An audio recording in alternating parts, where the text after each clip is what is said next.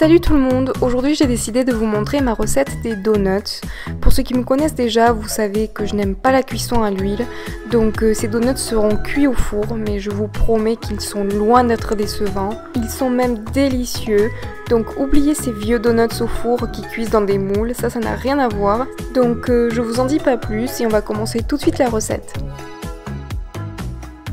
Ces quantités nous donneront 15 donuts environ et on aura besoin de 460 g de farine, 320 ml de lait végétal, moi j'ai utilisé de l'Alpro riz coco, de 50 g de margarine, 50 g de cassonade, 10 g de levure de boulanger déshydratée, une cuillère à soupe d'extrait de vanille et une pincée de sel. On va commencer par placer la margarine végétale dans le lait ainsi que l'extrait de vanille et on peut placer le tout au micro-ondes pendant environ 1 minute. En fait, il faut simplement que la margarine soit fondue et une fois que c'est le cas, on peut bien mélanger et on met de côté en attendant que ça revienne à température ambiante. Ensuite, dans un robot pâtissier équipé d'un crochet, on peut verser la farine, le sucre, la levure et la pincée de sel. On mélange rapidement et une fois que c'est fait, on peut verser notre appareil liquide qui est revenu à température ambiante. Maintenant, on peut commencer à mélanger à puissance moyenne pendant environ 2 minutes. Et une fois que ça commence à devenir une pâte, on peut passer à puissance maximale pendant 7 minutes. Si vous ne possédez pas de robot, vous inquiétez pas, vous pouvez pétrir à la main, ça prendra environ 10 minutes, donc il faudra de l'huile de coude, mais ça vaut vraiment la peine. En fait, ce qu'on va obtenir, c'est une pâte très élastique, et ne vous inquiétez pas, c'est normal, elle est collante, donc il faut la travailler légèrement avec un peu de farine. Et une fois que c'est fait, on peut badigeonner le saladier avec un peu d'huile, on replace la pâte dedans, on recouvre de film plastique et on peut laisser lever la pâte proche d'un radiateur ou dans un endroit chaud pendant environ 1h30 à 2h. 2 heures plus tard, notre pâte a au moins doublé de volume, donc on peut la transférer sur une surface lisse bien farinée. On saupoudre aussi la pâte et on peut la travailler légèrement, pas la peine de la travailler pendant des heures. En fait, ce qu'on veut obtenir, c'est une belle pâte bien élastique et aérée. Et une fois que c'est le cas, on peut fariner généreusement le plan de travail et bien étaler la pâte. L'épaisseur idéale est d'environ 2 cm ou 2 cm et demi.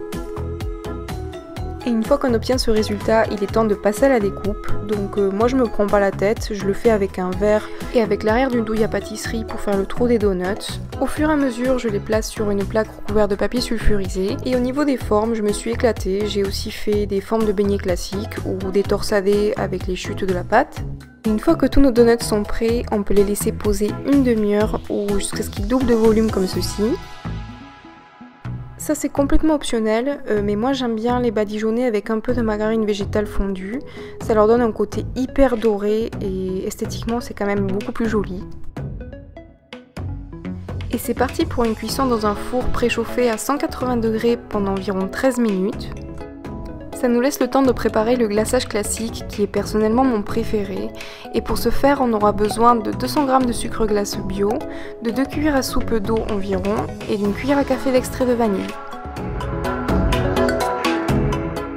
Pour la préparation, il n'y a rien de plus simple, on a juste à mélanger tous les ingrédients ensemble en faisant attention d'ajouter l'eau petit à petit jusqu'à obtenir une consistance comme celle-ci qui est assez liquide, mais vous allez voir tout de suite pourquoi.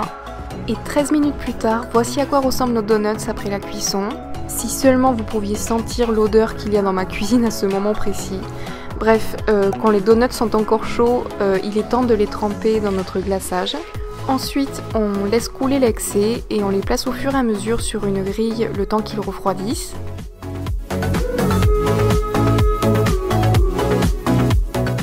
Donc ça c'est pour la version américaine du genre Krispy Kreme que j'adore.